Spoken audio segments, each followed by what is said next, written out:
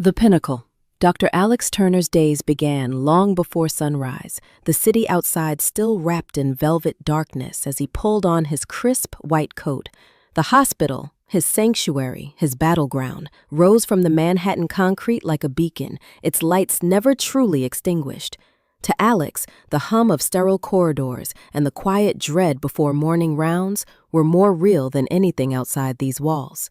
At 38, Alex had ascended faster than most. He was the youngest attending surgeon in St. Martin's history, renowned for steady hands and an intuition that bordered on the uncanny. Nurses whispered about his miracles in the OR, and even the old guard grudgingly nodded when he passed. Patients trusted him instantly. Colleagues envied him quietly. His wife Linda was the gravity that kept him tethered. They had met during his first residency rotation, him all nerves and ambition, her the calm in the room. She bore a gentle confidence that soothed patients and calmed even the most egotistical attendings.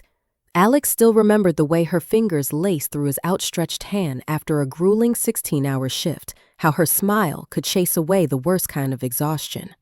Their apartment was perched above the bustling Friday night chaos of the Upper West Side, a haven of linen and soft golden light. Mornings together were rare but precious. Coffee poured, a bite of toast, lingering goodbyes by the door. Even now, years into marriage, Alex marveled at how Linda adapted to his impossible schedule, never complaining, always present in the small moments. That Thursday, as he drove down Riverside Drive, the radio murmured in the background, but his mind was occupied with the day's surgical cases, a tricky pediatric valve replacement, an elderly patient's open-heart procedure, and, if time allowed, a promising new technique he hoped to trial. Responsibility sat comfortably on his shoulders. Success had become a familiar companion, but beneath the routines and accolades, a kernel of anxiety had begun to grow. He couldn't name it, not concretely, just a nagging sense that life was too perfect, too orderly. Sometimes, when Linda drifted to sleep beside him, her breaths even and serene, Alex found himself listening for something to go wrong, a beeper in the night, an emergency, a single line out of place. He brushed the thought off that morning, shaking off unease like fog enough to linger. On Monday, Linda arrived home after him, her hair damp and wind-tossed, a faint scent of someone else's cologne mingling with her perfume. She kissed Alex on the cheek, slipping past him into the kitchen with a smile that seemed a shade too bright. "Long shift?" he asked, trying to sound offhand. She nodded, shoulders tight. "We had a trauma case come in last minute. I'm exhausted." He wanted to believe her. He almost did. Across the week, the oddities multiplied. Twice, Alex reached for Linda's phone to silence an alarm, only to find it password-locked. A first, after all these years. She began taking calls outside their bedroom, her voice muffled through the closed bathroom door. When Alex asked, she'd only wave him off, a little too quickly. At the hospital, their schedules never quite aligned. Linda swapped shifts for a friend or claimed to have an after-work drink with the night nurses. The stories fit, rational, logical, ordinary, yet each detail, no matter how mundane, seemed to leave a residue in Alex's chest, uncertainty, subtle but unmistakable. Then, on Wednesday, Alex returned to the parking garage late. Through the rows of cars, he glimpsed Linda's silhouette by the side entrance, her head bowed, speaking to someone cloaked in the shadows. As Alex neared, the figure stepped into the light. Dr. Henry Morgan, the same arrogant smile, the unmistakable flash of a ring on his left hand. Linda laughed, a laugh Alex hadn't heard in weeks, rich, musical, wholly unguarded. He stopped in the darkness, his heart thudding dully. It was probably nothing, he told himself. They were colleagues, after all. Still, the unease grew roots. He held back, waiting for them to finish, watching as Linda and Henry parted ways, her gaze lingering a little too long.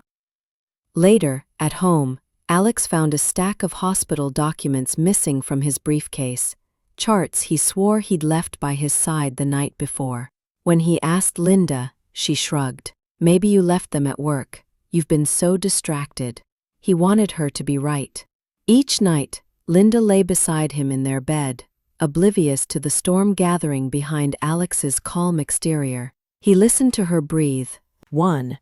Henry's was assumed, rarely questioned, rarely proven. That memory lingered, years later, like a bad scar. Henry sliding into the chief surgical resident position, edging Alex out with a few well-placed words and the backing of a board member uncle. Now Henry was head of surgery, the youngest in hospital history until Alex broke that record. The rivalry never faded. Instead, it sharpened, honed by years of veiled insults and erased opportunities. Henry relished power, and he wielded it like a scalpel, precise, cold, and dangerously quiet. Alex saw it in the morning meetings. Henry would lean back, hands folded, eyes heavy-lidded, letting junior doctors stumble through their case presentations. Sometimes he'd cut in, dissecting their confidence with a single bored question.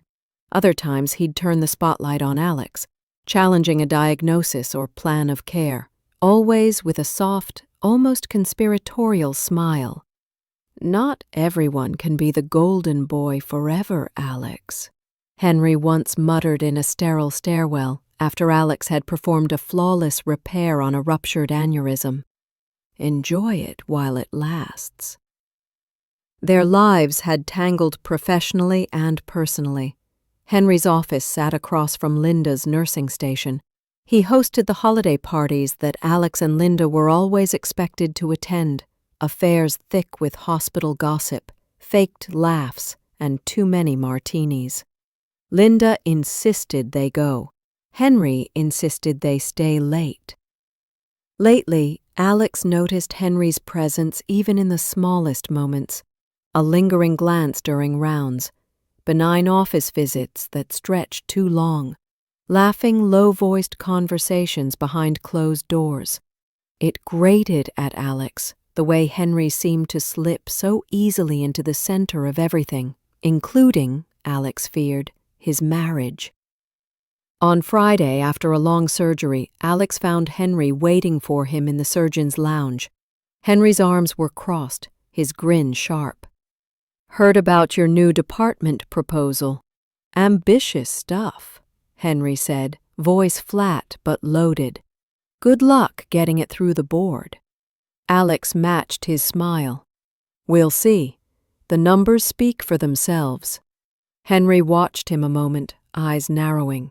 Alex's life like a chill draft through a barely opened window. Unwelcome, persistent, impossible to ignore. He tried to shake it, telling himself he was imagining things, projecting stress onto the people he loved most. But his instincts, honed from countless hours in the operating room reading bodies and faces, refused to let him dismiss what he saw. It was the little moments first. The way Linda's eyes darted over his shoulder as they entered the lobby together. The hurried way she gathered her things if Henry was nearby. Her sudden habit of smoothing her hair in the mirrored elevator doors.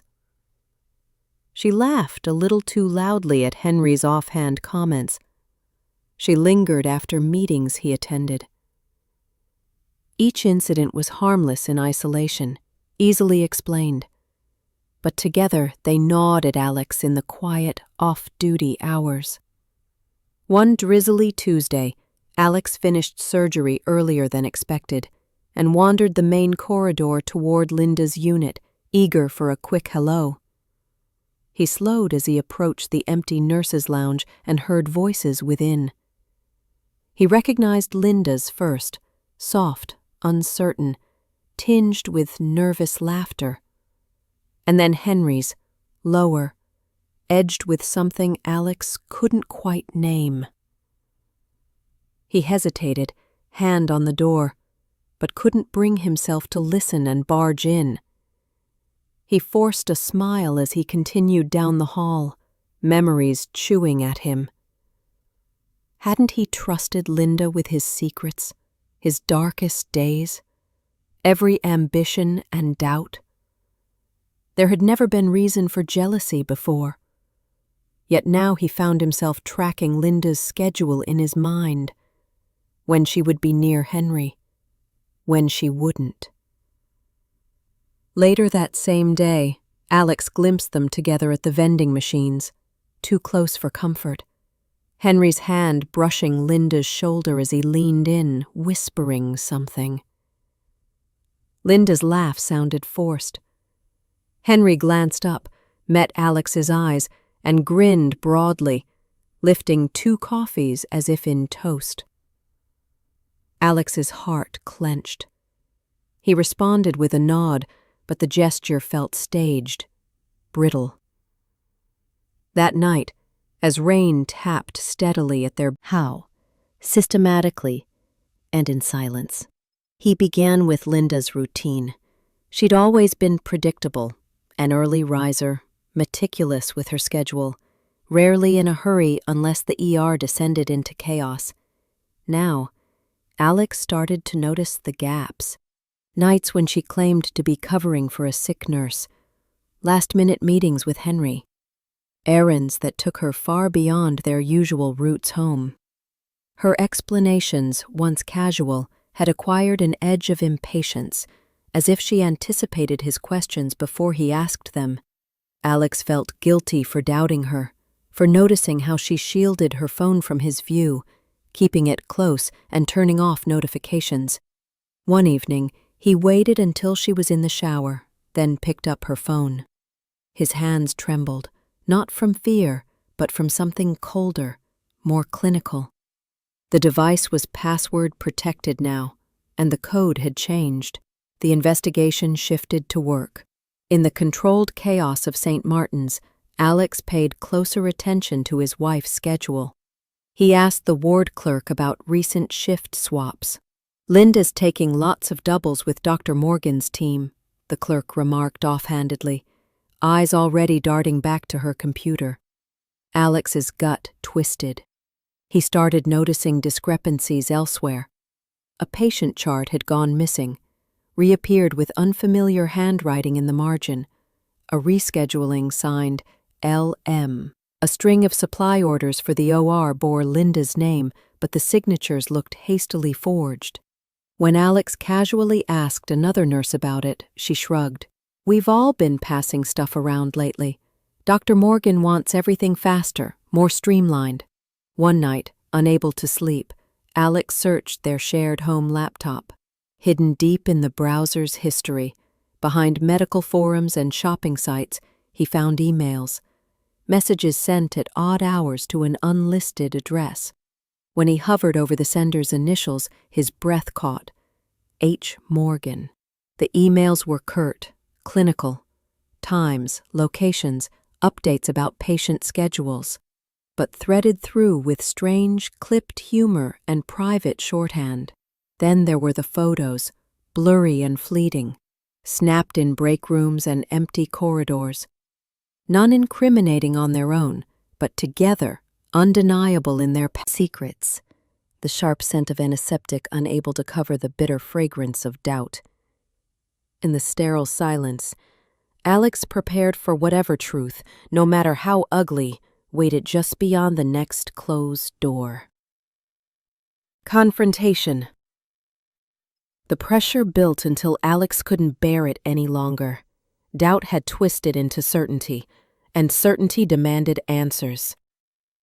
The sterile quiet of St. Martin's, usually a refuge, now echoed with every footfall like a warning. You can't hide from this forever. It was a Thursday when Alex decided to confront Linda. The day had unfolded like any other, with surgical precision, patients coming and going, Henry's laughter drifting down the hallway, the unspoken tension thick and unyielding. But Alex felt each hour pull him closer to a breaking point. Linda was heading for the staff lounge at the end of her shift, her face drawn, bangs falling across her eyes. Alex caught her gently by the arm. "Linda, can we talk?" His voice was calm, but there was an edge that made her hesitate. She glanced around, then nodded. The lounge was empty, except for the hum of the old refrigerator and the distant wail of a siren outside. Alex closed the door, heart beating wildly, worse than any high-stakes operation. They stood a moment in silence, the air between them heavy with expectation. "Is everything okay?" Linda's attempt at breeziness sounded unconvincing. Alex forced his eyes to meet hers.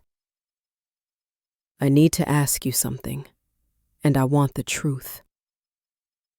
Her breath caught. "Alex." He raised a hand to stop her. "Are you and Henry? Is there something going on I don't know about? Not just at work, with he." She stared at him, wounded, defensive, her jaw tight. "Henry is my boss, Alex. That's all. Maybe if you weren't so busy, you'd know what it's like to be part of a team that actually talks." He felt the sting in her words, the accusation beneath the denial, but he pressed on.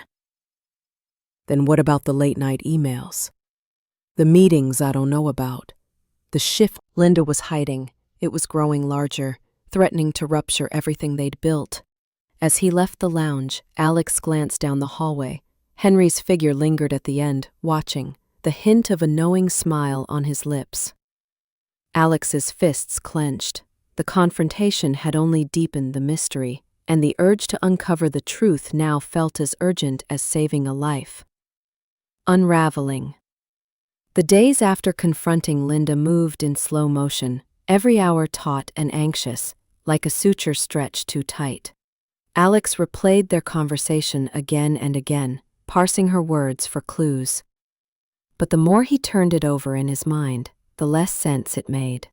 Her defense sounded rehearsed, her distress real. She had all but admitted to a secret, but what and why?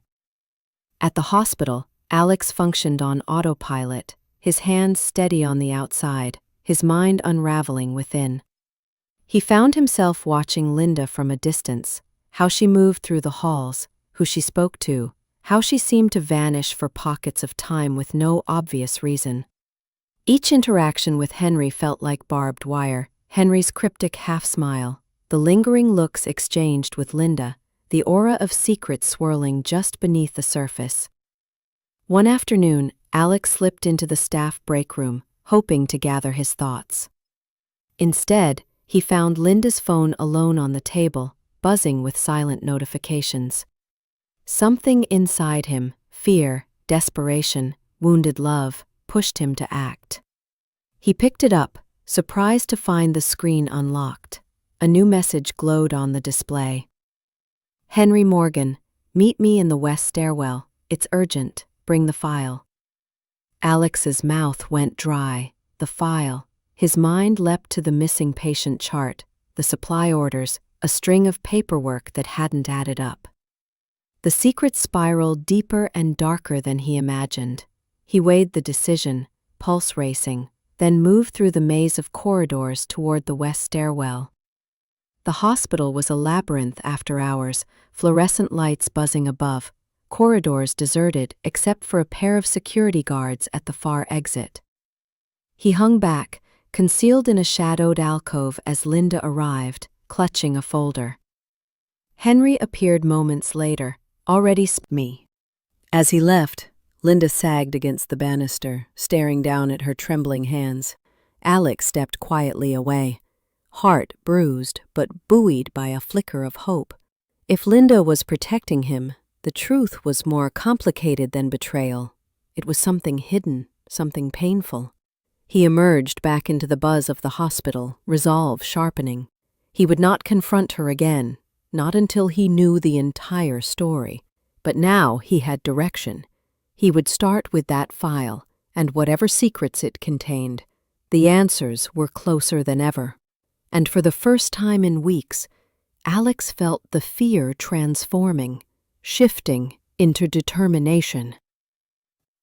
The secret file Alex could barely manage sleep that night. He replayed the shadowy exchange in the stairwell on an endless loop. The image of Linda's haunted face, the sense of conspiracy with Henry. They burrowed under his skin and kept his thoughts in constant, jagged motion. He knew the hospital's filing system as well as he knew the bones in his hands. The next morning, before the main rush, he slipped into the records room. The air inside was cold and dry, permeated with the sharp tang of paper and toner. He scanned the shelves, searching for any sign of a red tab or a misplaced chart. A familiar label finally caught his eye. And then an anomaly.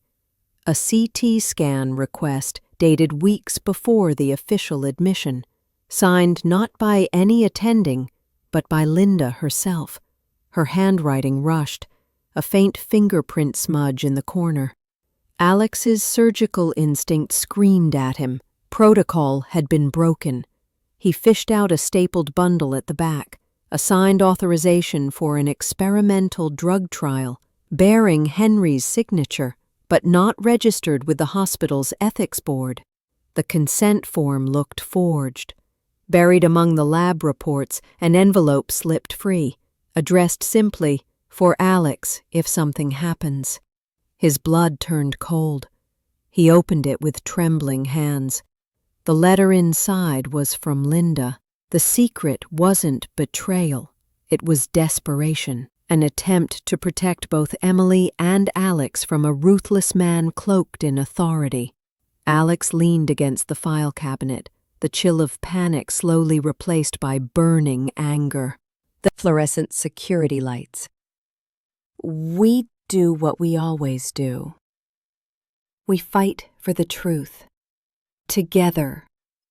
As they stood side by side in the deepening night, Alex felt both the enormity of their task and the comforting weight of Linda's hand in his.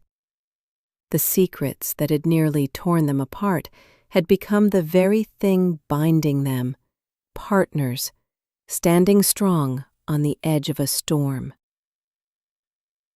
Lines drawn. The following morning arrived bleak and gray, rain streaking the hospital's windows as if mirroring the storm inside Alex. After so many weeks of feeling adrift, the world seemed sharper. Strict lines dividing right from wrong, courage from cowardice. There was no more room for doubt, only action. Alex and Linda sat together in their small kitchen before dawn, hands clasped quietly on the worn table. The silence between them was no longer heavy with secrets, but taut with resolve. Linda looked fragile, but unflinching, dark circles around her eyes testifying to nights without rest. Alex searched her face and felt a fierce, protective tenderness. He understood what it meant to risk everything for the truth. "We have to tell the board today," Linda said at last, voice low but steady. "Even if it means losing my job. Even if—" she hesitated. "Even if Henry does what he threatened." Alex nodded, his decision made long ago. He can't be allowed to do this to anyone else. We'll give them the file, the emails, everything. He squeezed her hand. We go together. At St. Martin's, the day's rituals seemed to fade into the background. Alex walked with Linda to the administrative wing, the file heavy in his satchel. The corridor felt longer than ever, lined with glossy plaques honoring doctors and nurses past and present, souls who'd turned their lives over to healing. Today, Alex and Linda joined their number, stepping into the unknown with the same nerve it took to face a scalpel's cold edge. As they waited in the Henry, once untouchable, now faced the reality of his actions reflected in their determined eyes. Henry scowled, stepping closer. "You think the board will believe you over me? I built this department. You'll both be finished." Linda lifted her chin, voice trembling but clear. "You don't get to decide what's right anymore." The board's secretary called their names. The door opened onto a room flooded with sterile light and a semicircle of administrators, faces set and waiting. Alex met Linda's gaze, drawing strength from her resolve. He could feel the old fear rising, the dread of destroying their lives, but it was overpowered by their commitment to each other and to the millions of invisible oaths taken on operating tables and through sleepless nights. First, do no harm. They crossed the threshold together, leaving Henry staring after them in fury and disbelief. The lines had been drawn, and there was no going back. Aftermath. The boardroom, bright with fluorescent light, felt colder than any operating suite. Alex and Linda spoke for what seemed like hours, laying out every detail: the fast-track trial, the missing consent forms, the forged signatures, the desperate choice to save a life without the shield of proper procedure. They handed over the file and every email that proved Henry's orchestration. The faces around the table shifted from skepticism to shock and finally to grim resolve. The chief administrator, Dr. Ainsley, sat stone-faced, fingers laced tightly in front of her. "You both understand," she said quietly, "that this will have consequences. For Dr. Morgan, for the department, and for you." Alex reached for Linda's hand and met Dr. Ainsley's gaze. "We do, but we'd rather face consequences than live with a lie." With a heavy silence, the board deliberated. Security was called to discreetly escort Henry from the building. The sight of him, pale and furious, being led down the gleaming corridor felt surreal. He glared at Alex and Linda, but his power was finally, unmistakably, gone. Hours bled into one another. In the aftermath, there were no cheers or celebrations. Instead, there was looked at Linda, searching her face for regret, for fear, but only found a piercing, weary relief. "We did the right thing," he whispered, as if he needed to remind himself. Linda managed a tired smile. "The right thing usually hurts like hell." They shared a shaky laugh, then stood for a moment in the soft rain. For the first time in months, there was no secret between them, no unspoken dread, just the hard truth and the shared courage it had taken to face it. "I don't know what comes next," Linda admitted. Alex squeezed her hand. "Nobody ever does, but this." He gestured to the hospital, to the rain-soaked world around them. "It's still worth fighting for." Above them, the first gray light of morning crept into the sky. Together they walked forward, not toward certainty, but toward another chance to heal, forgive, and begin again. New beginnings. A week after the board's decision, St. Martin's was quieter, more subdued. The echoes of the scandal hadn't disappeared, but the chaos was beginning to settle. Henry's office, once the pulsing heart of the department, was sealed behind a closed door, his nameplate gone, his legacy uncertain. Word had spread through the corridors, whispered at the nurses' station and behind closed doors, but the work continued. Patients still needed care. Emergencies still burst through the sliding doors. Alex and Linda found their lives returning to an uneasy normalcy. The board's ruling had been compassionate but firm.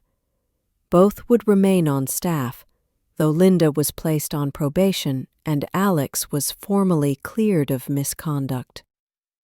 There would be a thorough audit, new checks in place. The hospital would change, and so would they.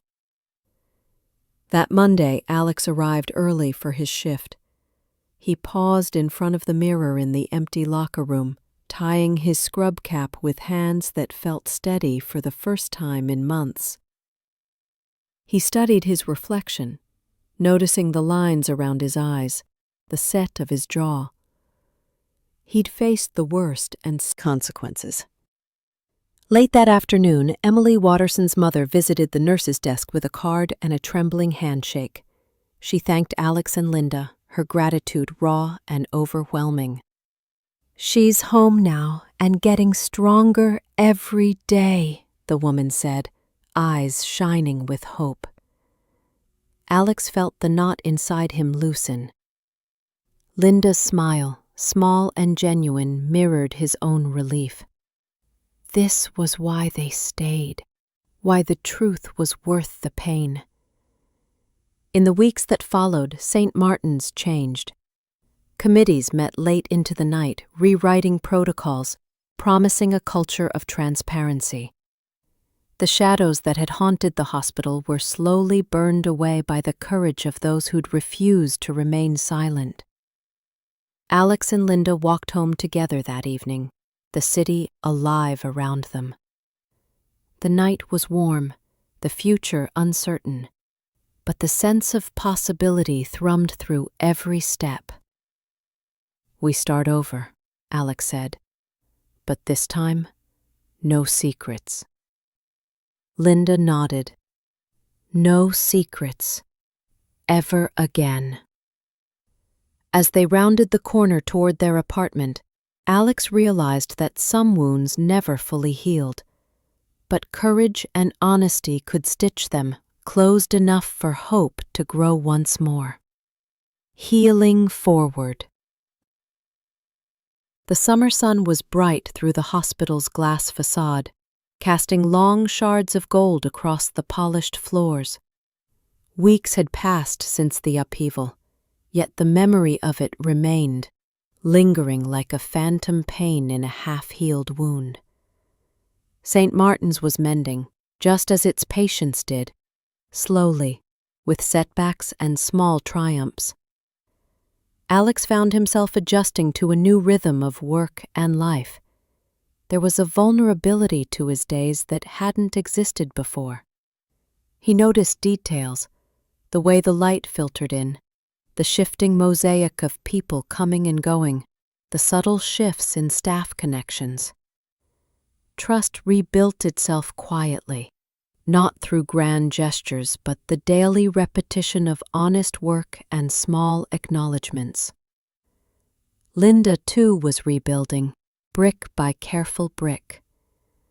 At first, her colleagues watched her with caution, uncertain where to place her after the storm.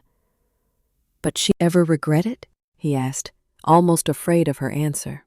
Linda stared at the soil, a long moment before shaking her head. "Regret the pain, yes, the fear. But the truth? No, not ever." Alex reached out, squeezing her shoulder. He realized how much had changed inside them both, how secrets had once crept in and nearly undone them. But honesty, as brutal as it had been, had cleared a path towards something better.